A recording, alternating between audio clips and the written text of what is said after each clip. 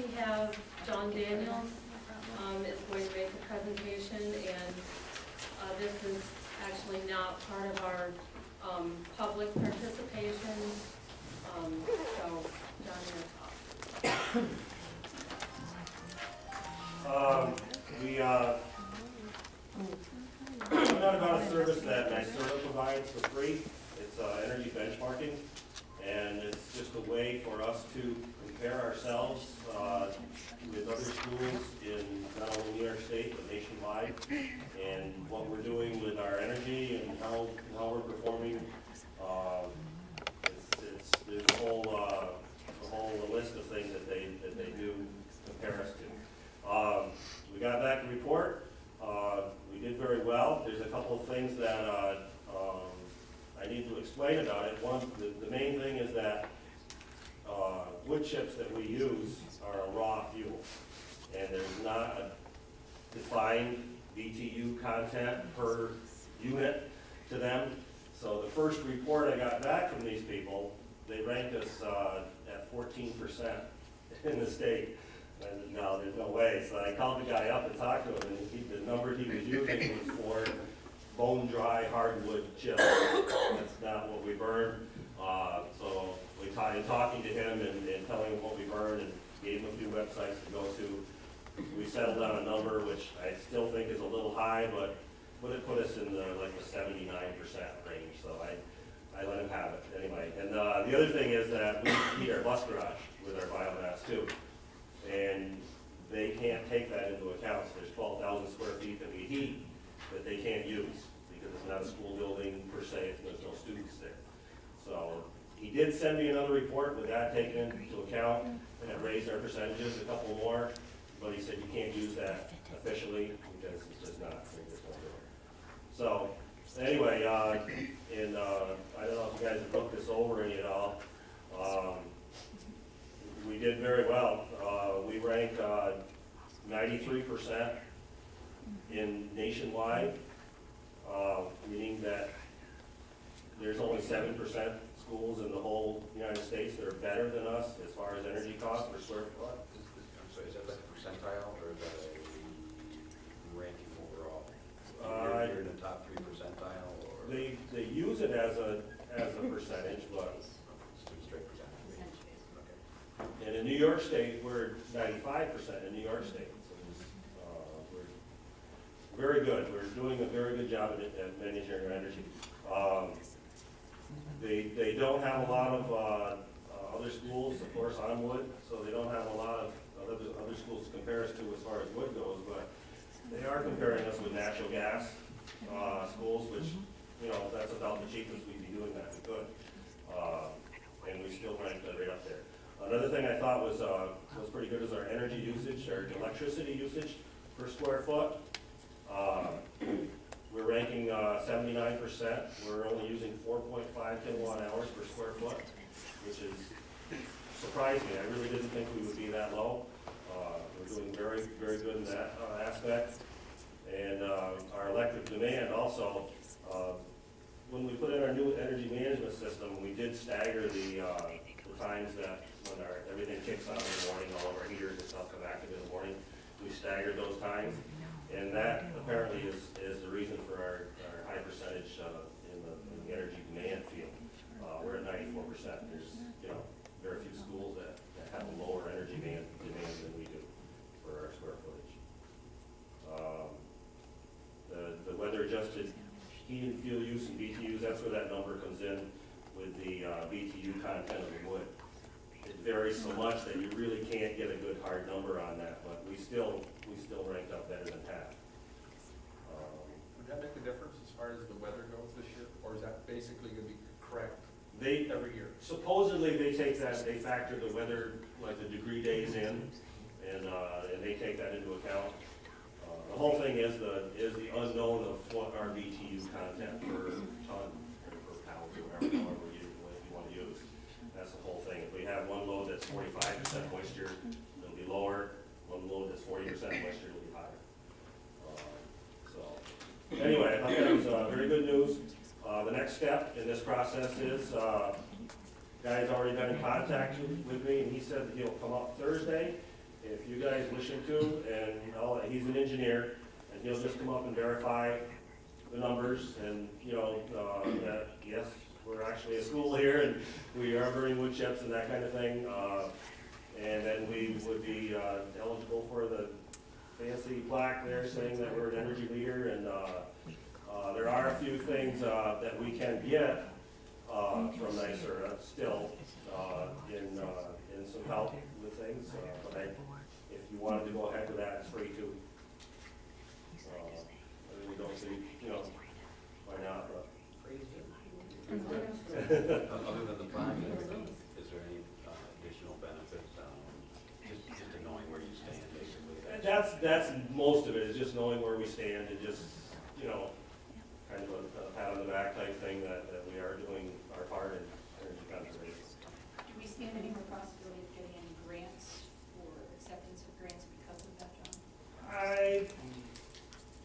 I don't think I really don't think we're any better shape to get them. I think we would get them, you know, Based on regardless, numbers? either way. John, for you, I got another question that's not related to this. Okay. Whenever you finish. I was gonna ask about the generator, which you talked to us earlier about the electrical generator. Yeah. Have you heard anything on that? I haven't. The guy that is doing the assessment, he called me and asked me some more questions, and I gave him some more information, and he hasn't, that's been a couple weeks, he hasn't got back to me. Maybe I'll just send him a short email so he hasn't forgotten us. The next part of what I wanted to talk about tonight was the net zero program. That's kind of a NYSERDA-like, it is offered by NYSERDA. And what they are is for small capital projects, $100,000 or less, that focus on energy conservation. The difference between that and a capital project is that you will receive all of the building aid from SED the following school year. It does not require voter approval because you are getting all your money back. It's not really it's not the same kind of thing as a capital project. But the thing you do have to do is it does have to appear as a line item in your budget. So it will make a budget impact, but it comes back the next year. And that's another thing. If the board wants me to pursue it, I would. It's free up to a certain point. Once they tell you what they recommend that you should do for your next energy account, which they'll take our input into account. Once they tell you what they think you should do, then if you choose the contract, then from there on, then you're financially obligated. So. What is it? Is this something we can use towards that generator that you were talking It about? it wouldn't be enough. It wouldn't be enough. That generator, probably $350. The generator. This would be more lighting upgrades. You know, we want to upgrade lighting in our auditorium. The main gym, get the old lights out of the main gym and upgrade those. Could you use it for a new generator? Those kind of things. You know, the one in the boiler room, you mean? Yeah, a larger one or? Wouldn't be enough to do that. It's going to be quite expensive. John, would you have to go through the whole process with architect and all that, or is that something they do themselves? This is a small enough project. There's no building changes per se. Right. It's mainly just fixture changes is what they're talking about pretty much. So no SED approval? No. Okay. And the ESCOs, they call them, the energy service contractors there, they will come in, we'll pick one or two, or they'll pick us or whatever, and they'll just take a bunch of proposals in, see what they offer. Like I say, they'll take our offer too. And, Will that actually save money as far as just changing light bulbs up? a lot of money. Yeah. We've done a lot. Good. Do you have any project in particular that you would like to see? Well, the couple right off the bat is the auditorium, Okay. the auditorium and the main gym. Those two right off the bat, and then there's probably gonna be a little bit left over for, bus garage, hasn't been touched, the bus garage's original old P12 lighting, that should be upgraded. And that would cover the bus card? That could go with the bus garage too, yeah, because we are paying the electrical. I basically free money and 100% reimbursement. We have it listed for several. This is building aid, the state pays for it. Building it. We're This we pay for it upfront, and Upfront. the building aid we get reimbursed. Right, it has to be included like a line item in the budget, so there will be a It would budget have to be in our impact budget this year. No, Yeah. it would be in our budget, line by line that we're working on right now, it would be in that budget. So the voters do vote on it. Indirectly, or directly, which however you want to look at, it, but it's not a So our separate budget capital that we're doing project. right now, we go up by $100,000. And that is something that, of course, you know, Right. I think if we provide clear communication to what this is and how we reimburse by it, then we'll let them decide if it's, you know, it's all we can do. Yeah, and I take it SED is on board with this? I don't believe so. I didn't think so. I believe it is a line item in the budget, the way they talk, yeah. So, I mean, I don't know, if we, like I say, we can go quite a ways farther without any financial, you know, requirements anyway, so if you want me to. I think if you put it on our line item and it's voted down, that's fine. They make their choice, but Well, at least they have a choice. Yeah, but I don't think it's like that. It's gonna be included in the budget. Right. Yeah. Just communicate clearly and, Yeah, you know, I mean, it's, I think we should pursue it. I think it's something that we look into, have John pursue it, at least to see what the next step is. No, the next Right, step. goes. okay, okay. And as far as the energy benchmarking, we'll go ahead with the plaque. Yeah, absolutely. Oh, sure. Why not? I think that's, I mean, it's really nice for the community and the school Oh, that, yeah. you know, we're doing that well in our energy. And you worked very hard to get that file. Well, everybody's worked that hard. Yes. It's the whole school, it's Right. not me. Everybody does their part, but, I knew it was gonna be pretty good because of the biomass, but I didn't think it'd be quite that good. Well, you get even better after if we get that $100,000, Oh. we can change those fixtures. Yeah, that would be better. And if we got the generator, we would be, we'd be over the top. Yes. We'd make them our own power. Can we sell power back to the grid? You can, it gets complicated. It gets very complicated. With our size, the size of our boiler and as much as we can use, we've never run into that situation probably. Okay. Unless we ran it all summer. And that's something that, let's say, the engineer is working on to see whether it's feasible for us just to burn chips for that without having any use for the heat. It might not be feasible. It might cost us more for the chips just to burn them and waste the heat than, you know, because right now, we've got use for all the heat. And we can make power besides. In the summertime, we wouldn't need the actual heat. We'd have to cool it and kind of waste it. It may not be feasible. He's working on that. I don't know. Right.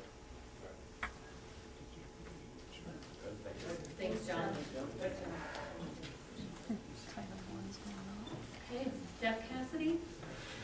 I just wanted to say there was some interest in the last board meeting about the APPR.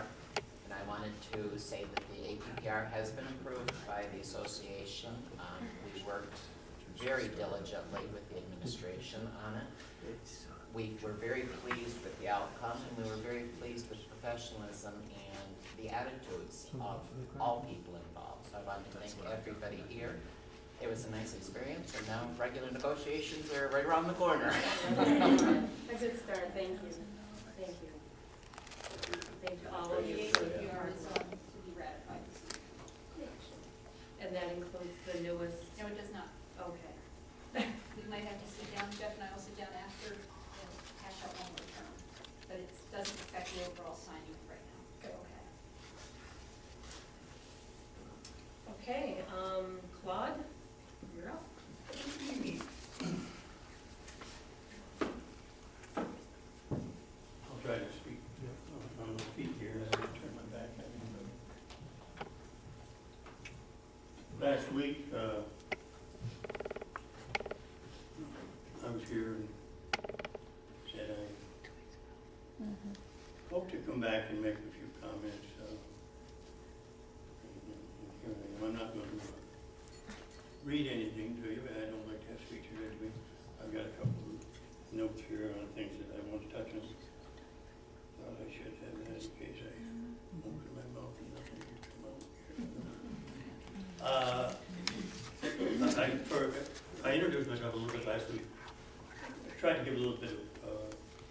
my background's just to try to establish a little credibility for what I want to say, and so nobody thinks I don't know what I'm talking about at all. I'm a son of the area. Went to school in a place like this down in Lisbon. Graduated a long time ago. Went away for 15 years. Worked, went to colleges, went to universities, went to the military, and came back, went back to graduate school, and have been working for the last 35 or maybe it's closer to 40 years in schools. Mostly little schools like this, all around the North Country. As a matter of fact, there probably aren't very many schools in the North Country that I haven't been at. The heart of my career was down at Kenton. I was down there for 15 years. I had the job down there that Sherry White has here, supervising the special ed programs and chairing the special ed committee, that kind of thing. And for the last several years, I've been here part-time. I actually work for my responsibility here is primarily assessing students that had a 3-year review in any kind of special ed classification and support. Every 3 years, the state requires a reval. That's mostly what I do here. Anyway, I've been here for the last 7 or 8 years.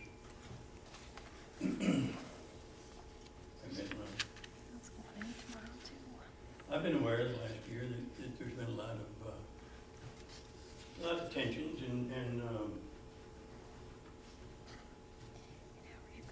hard feelings here and there, and I've been concerned about it. You can blame my wife for me being up here in front of you tonight. A couple of weeks ago, 2 or 3 weeks ago at supper time, I was talking a little bit about some of the tensions down here, and I was probably complaining a little bit that nobody seems to be getting up and saying much in the way of a positive nature. I was probably bitching about some of the staff that I thought might have. Anyway, but my wife said that nobody's gotten up to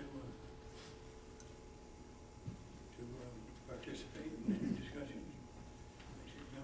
She said, well, they've been doing about what you have then, haven't they? So I said, all right.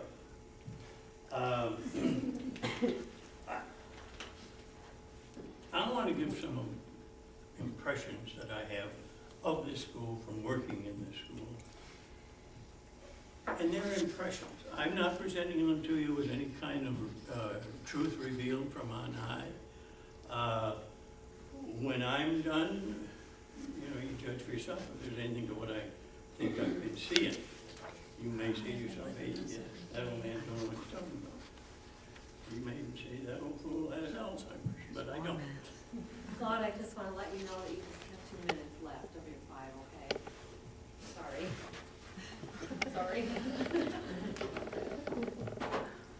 Can't do it. Can't do it. I've got some things I want to say, and I can't say them in 2 minutes. I could probably say them in 10, but I can't say them in 2. So I apologize. We have a minute. I wasn't aware of that, or I wouldn't have made this attempt. But there's no way I can say what I want to say in 2 minutes. Can we put Claude back on for next week, or the next meeting? Give him another 5 minutes? We'll get through this. I'm not going to do it 5 minutes at a time.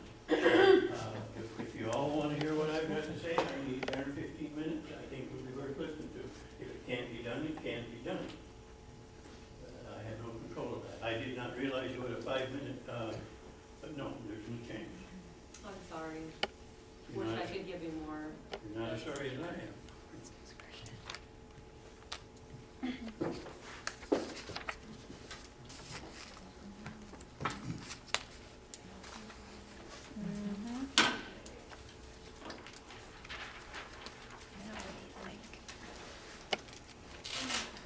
Can I have a motion to approve the second